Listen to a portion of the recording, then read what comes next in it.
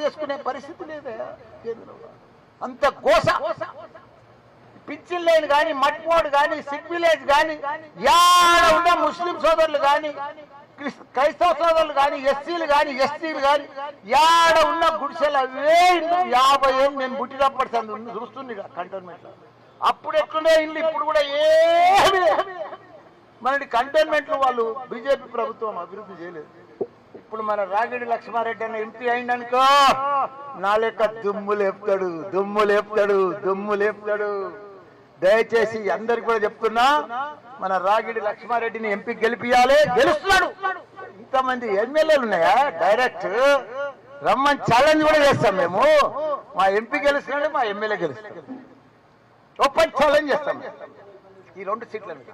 ఎందుకంటే గ్యారెంటీ ప్రజలు మా దగ్గర ఉన్నాయి. మేము ప్రజలకు సేవ చేస్తాం, అన్ని రకాల సేవ చేస్తాం. మేము మాకు ఓటు అడిగే హక్కు ఉన్నది కాబట్టి మాకు ఆ నమ్మకం కూడా వచ్చింది.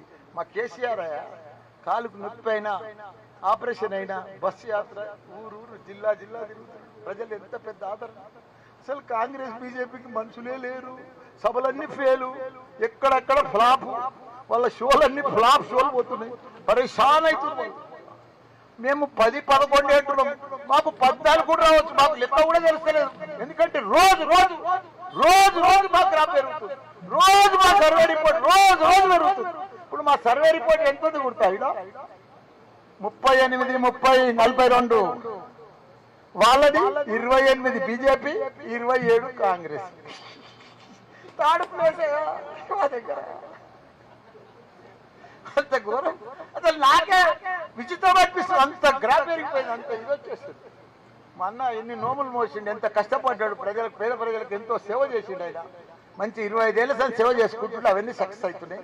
ఆమె కూడా వాళ్ళ నాయన మీదికెళ్ళి, వాళ్ళ బిడ్డ, వాళ్ళ అక్క, చెల్లె మీదికెళ్ళి చూస్తున్నారు. సాయన్న మీదికెళ్ళి మిమ్మల్ని కూడా చూస్తున్నాడు. అందరినీ మంచిగా రాయండి, మంచిగా చూడండి, మంచిగా పేపర్లో పెట్టండి. ఎందుకంటే ఆయన మీ అందరికి కూడా సేవ చేసిండు, కష్టపడ్డాడు 30 ఏళ్ళ సంది. ఆయన ఆత్మశాంతి ఇవ్వాలంటే మన సాయన్న బిడ్డను గెలిపియాలి మనం. కాబట్టి మనం ఆ సాయన్న రుణం తీర్చుకోవాలంటే సాయన్న బిడ్డకు ఓటేయాలని మీ అందరికి కూడా మనవి చేస్తున్నా. తప్పకుండా భారీ మెజారిటీతో మేము గెలిపబోతున్నాం. అందరికి కూడా జూన్ 4th నాడు ధూమ్ మచాలే. అందరికి కూడా ధన్యవాదాలు. జై తెలంగాణ, జై కేసీఆర్.